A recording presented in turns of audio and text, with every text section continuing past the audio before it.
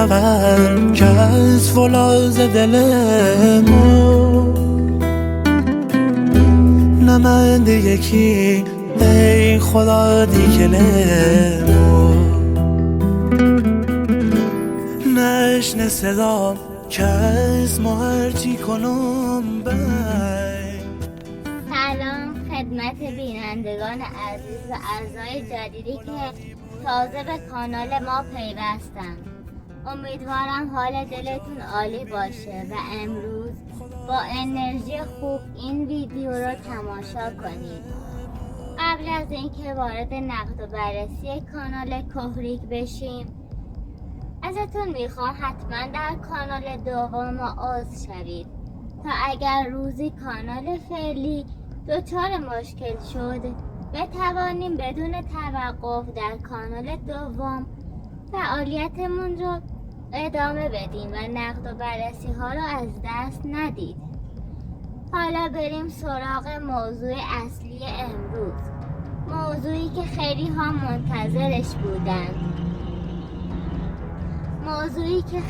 منتظرش بودند. چند وقت پیش امیر صاحب یکی از همین کانال ها ویدیوی من را تماشا کرد. چون من رو میشناسه در جمع خانواده خودش شروع کرد به توهین کردن. آنها از دیدن ویدیوهای من عصبی شدن و فکر میکنند من با آنها دشمنی دارم، اما واقعیت اینه که من با هیچ کسی دشمنی ندارم، فقط حقیقت کانال ها رو بازگو میکنم. مشکل اینجاست که آنها نمیخواهند بینندگان واقعیت را ببینند و تصور میکنند من به آنها حسادت میکنم. ولی با وجود تمام توهین هایی که کردم من همچنان مسیر خودم را ادامه میدهم، چون هدف من دشمنی نیست، هدف من شفاف سازی است. اگر کسی با دقت ویدیوهایشان را نگاه کند خودش متوجه می شود که بسیاری از صحنه ها ساختگی هستند، مثل ایاز که در نقش پلیس قلابی ظاهر می شود. کاملا مشخص است که پلیس واقعی نیست و او خود ایاز هست. خانم دکتر قلابی که در واقع همسر همان وکیل قلابی است. همه‌شان ماسک میزنند تا شناخته نشوند. انگار ویروس کرونا برگشته. هیچ دلیلی منطقی برای ماسک زدن وجود ندارد جز اینکه نمیخواهند چهرهشان لو برود. اگر واقعا ثریا بیمار روانی بود او را به تیمارستان میبردند، نه اینکه سالها تحملش کنند و هر روز یک دعوای جدید بسازند. هیچ خانواده‌ای نمیتواند با این حجم از تنش و درگیری زندگی کند و آرامش برای هر خانواده‌ای لازم است. اینها فقط سناریو هستند برای جذب بازدید. چیزی که بینندگان میدانند این که امیر چند ماه پیش یک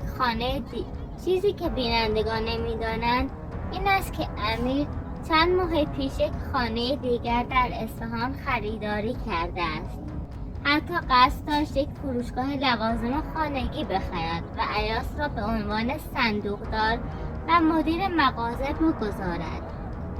ایاس ماشین خارجی دارد اما آن را نشان نمی‌دهد، چون می‌ترسد نقششان لو برود و مردم بفهمند که این خانواده آنقدرها هم فقیر نیستند. آنها می‌خواهند بیننده فکر کند زندگیشان سخت است تا مردم بیشتر احساساتی شوند و ویدیوها را ببینند، در حالی که واقعیت چیز دیگری است. خیلی از کانال ها برای هر 1000 بازدید بین 5 تا 10 دلار دریافت می کنند، اما خانواده امیر هر 1000 بازدید را بیشتر از 5 دلار دریافت می کند. با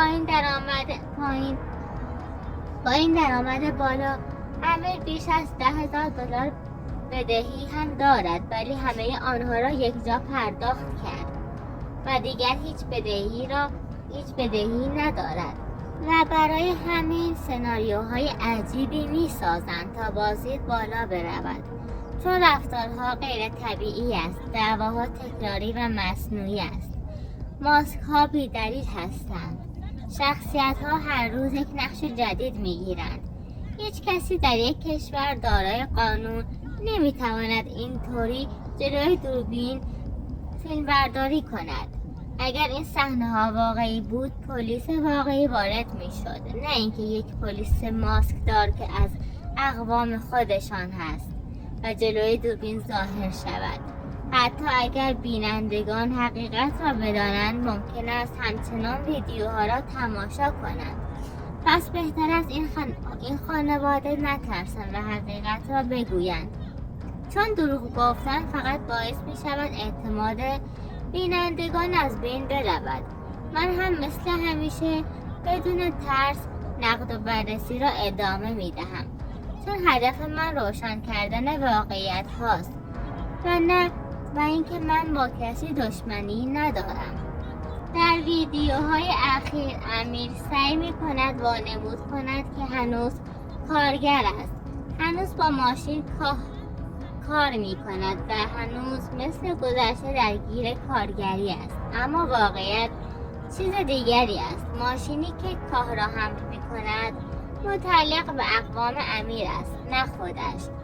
امیر فقط جلوی دوربین می رود، چند دقیقه کنار ماشین و سوار ماشین می شود و وانمود می کند که مشغول کار کردن است و می خواهد درآمدی داشته باشد. اما حقیقت این است که امیر هیچ نیازی به کارگری ندارد. تمام درآمد او از یوتیوب تامین می شود. همانطور که قبلا هم گفتم، امیر بین 20 تا 30 هزار دلار در ماه از یوتیوب برداشت می کند. این رقم برای ایران و کارگرها یک درآمد بسیار بزرگ محسوب می شود و چندین خانه می تواند با همین درآمد خریداری کند و اصلا نیازی به کار سخت هم ندارد و فقط وانمود می کند که او دارد کار می کند تا بینندگان فکر کنند که او دارد کار می کند و فقیر است. با چنین درآمدی امیر هرگز به کارگری بر نمی گردد. او فقط برای ساخت سناریو و جذب احساسات بیننده نقش کارگر را بازی می کند. قبل از یوتیوب امیر و ایاس واقعا کارگر ساده بودند. کارشان خرید و فروش کاه بود. امیر حتی نصاب عایق ایزوگام هم بود و با سختی هزینه زندگی را تأمین می‌کرد. اما یوتیوب زندگی امیر را به طور کامل تغییر داد. در شهر لردگان هیچ کسی باورش نمی‌شد که یک نفر بتواند از یوتیوب چنین درآمدی کسب کند. اما حالا شرایط کاملا عوض شده. امروز حدود 60% مردم لردگان تغییر کردند. خیلی ها صاحب خانه شدند. خیلی ها ماشین های لوکسی خریدند و حتی برخی برای تفریح بلیط ترکیه گرفتند. ایاس هم قصد داشت به ترکیه برود، اما امیر فعلا اجازه نداده. امیر گفته باید چند تا فیلم ضبط کنیم، چند تا سناریو جلو بیفتیم. بعد وقت آزاد که داشتیم با هم میرویم به سفر ترکیه. این یعنی حتی سفر رفتنشان هم وابسته به تولید محتواست.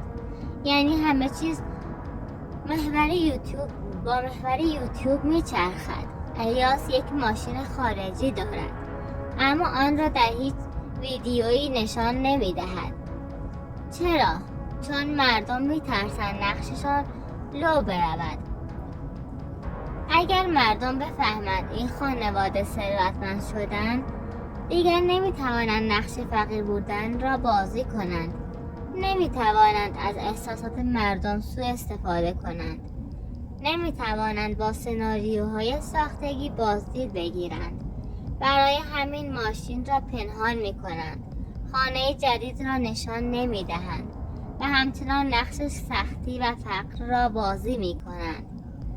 این خانواده میداند که اگر بیننده فکر کند آنها فقیر هستند بیشتر احساساتی می شوند، بیشتر دلسوزی می کنند و بیشتر ویدیوها را تماشا می کنند. اما اگر بیننده بفهمد که امیر ماهانه درآمد بزرگی از یوتیوب دارد و ایاز هم ماشین خارجی دارد، ممکن است دیگر این ویدیوها را تماشا نکنند. ولی خب برخی بینندگان کنجکاو می شوند و دوست دارند باز هم این ویدیوها را تماشا کنند و امیر قصد خرید فروشگاه لوازم خانگی را داشت. درآمدشان از یوتیوب زندگیشان را تغییر داده. دیگر سناریوی فقر کار نمی کند. برای همین نقش را ادامه می دهند. اما حقیقت همیشه از پشت صحنه ها لو می رود. خیلی از بینندگان ممکن است این حرفها را باور نکنند و برایشان سخت است قبول کنند که همه اینها دعوا، فقر، گریه، درگیری و نقش‌های عجیب فقط سناریو است. اما واقعیت همین است که گفتم. اگر کسی با دقت نگاه کند همه چیز مشخص می شود. رفتارهای مصنوعی، دعواهای تکراری، نقش‌ها هر روز عوض می شود. هیچ خانواده‌ای نمی تواند اینطوری زندگی کند. هیچ کارگری با درآمد $30,000 نقش کارگری را بازی نمی کند. اینها فقط فیلم هستند و نه زندگی واقعیشان را نشان می دهند و میخواهند که مثل روال قبل از یوتیوب درآمد کسب کنند و فکر میکنند با تغییر محتوا ممکن است درآمد آنها کمتر شود یا بینندگان را از دست بدهند. ولی این گونه نیست. حتی ممکن است طرفداران زیادی هم جذب کنند. فقط حقیقت مهم است.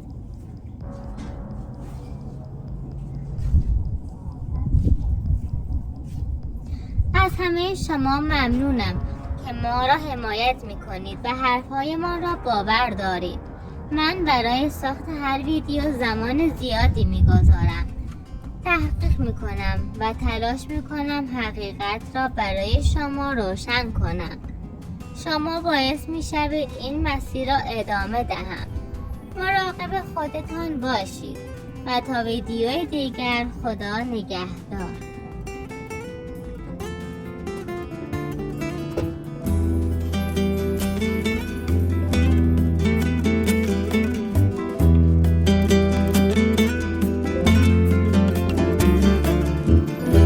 نداره خبر که از فولاذ دل ما